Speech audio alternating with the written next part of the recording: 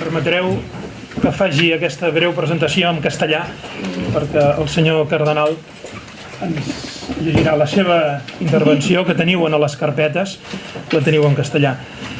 Solamente decir que el cardenal Ennio Antonelli preside el Pontificio Consejo para la Familia desde el año 2008. Antes había sido primero obispo desde el año 82 en Gubbio y en Perugia, y después arzobispo en Florencia. El 2003 fue creado cardenal en Florencia. Preside este Consejo Pontificio y podemos, yo creo que se puede decir sin exagerar, que es uno de los colaboradores de confianza del Santo Padre. Por lo tanto, sencillamente escuchamos sus palabras con mucho gusto y con mucha atención. Gracias. Vale. Buon dia a tots. La Santa Famiglia de Nazareth us sigui propicia i faci sempre més lluminós el vostre testimoni cristià i sempre més fructuós el vostre servei eclesial.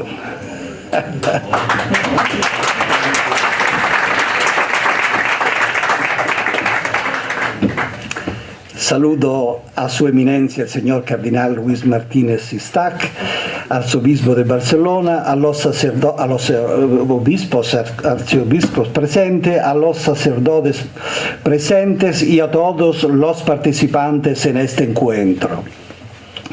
Os traigo el saludo y la bendición del Santo Padre Benedicto XVI, que nos anima y ayuda a servir el Evangelio de la familia y de la vida, así como a trabajar con esperanza en la pastoral familiar. El Papa ha convocado a las familias del mundo en Milán del 30 de mayo al 3 de junio próximos. Queridos amigos, os esperamos en Milán con muchas familias de vuestras parroquias y de toda España para compartir la alegría de la fe y para escuchar juntos la palabra del sucesor de Pedro. Os aseguro que seréis muy bien acogidos por la arquidiócesis y por las familias de Milán. Ahora el tema.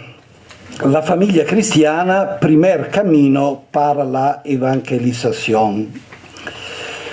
Un cambio histórico. Debemos comprender lúcidamente que estamos implicados en un cambio rápido, amplio y profundo que se está llevando a cabo en diferentes ámbitos: científico, teológico, económico, social, cultural, religioso.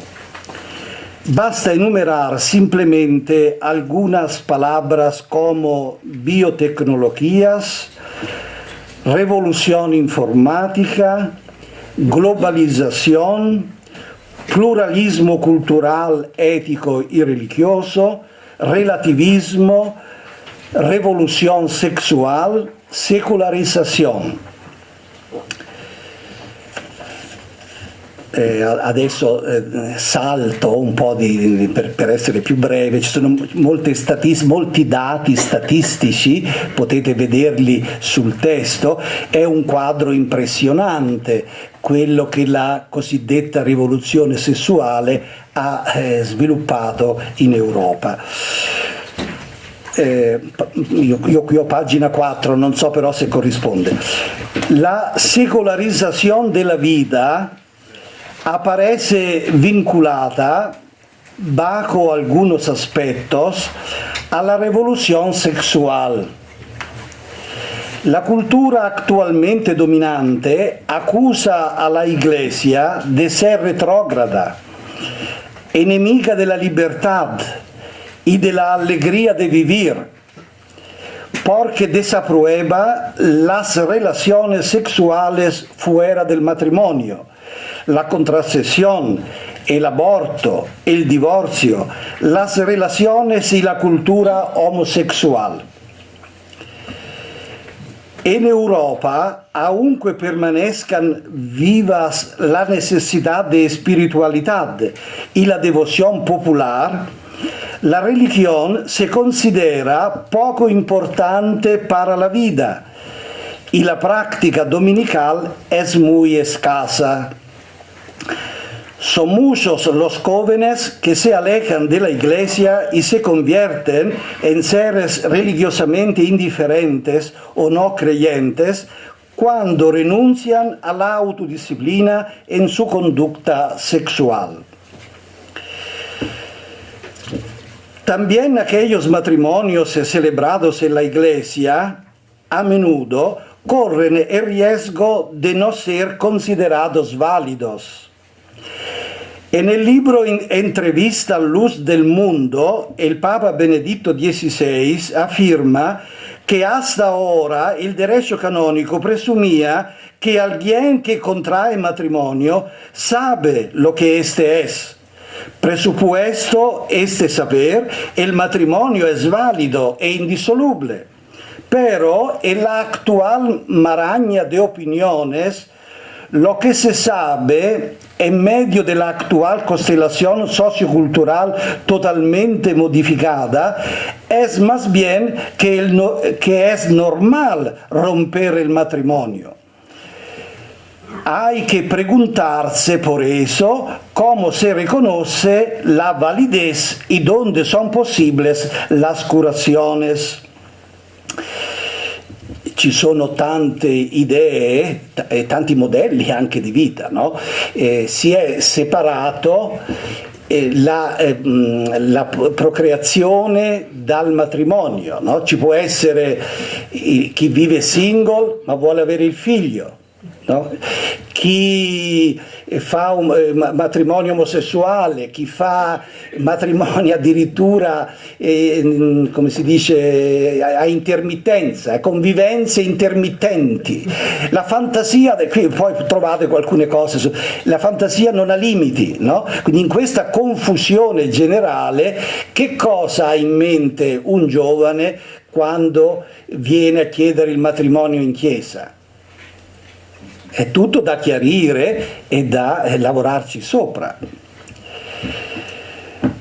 En otras palabras, hoy día la sociedad civil ya no comparte la visión cristiana del matrimonio con sus valores de unicidad, fidelidad, indisolubilidad, apertura a la vida.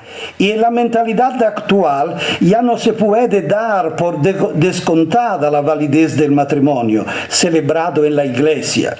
En muchos casos está en peligro no solo la productividad, sino también su validez. A los desafíos tan graves y peligrosos que emergen en la situación actual de cambio profundo, debe corresponder una pastoral renovada. Renovación desde la perspectiva de la Iglesia Comunión Misionera, delineada por el Concilio Vaticano II. Renovación capaz de valorizar plenamente a la familia como agente importante para la evangelización. Ecco, prima parlando con il vicario dell'Opus Dei qui in Catalogna, appunto si diceva che in generale oggi una fede di pura tradizione, di pura appartenenza sociologica non regge.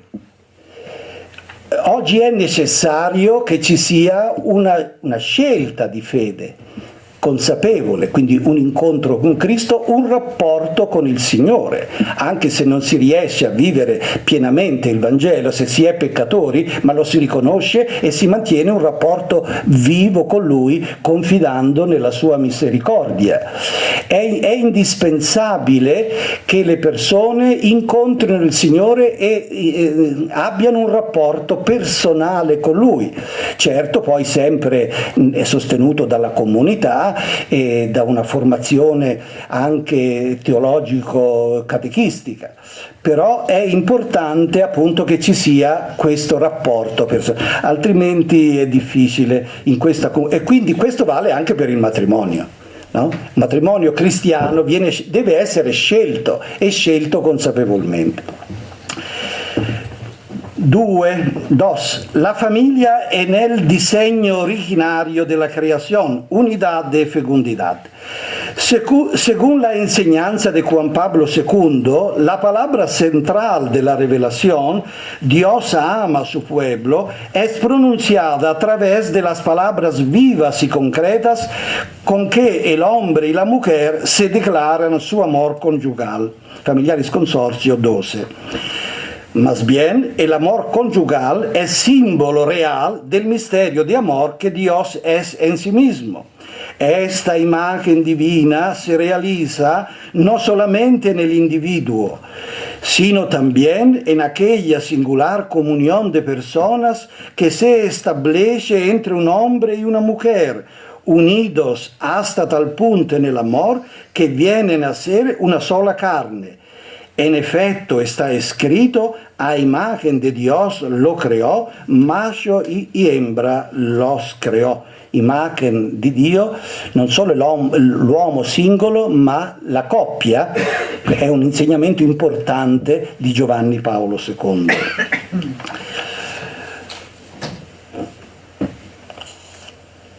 Con la creación del hombre y la mujer y su íntima unión, dice ancora Juan Pablo II, se constituye un sacramento primordial, entendido como signo que transmite eficazmente en el mundo visible el misterio invisible escondido en Dios desde la eternidad.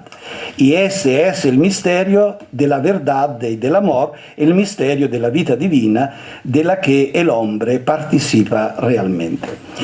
En cada matrimonio auténtico, incluso antes o fuera del cristianismo, el hombre y la mujer realizan una cierta imagen de Dios, en la medida en que viven el amor como don recíproco.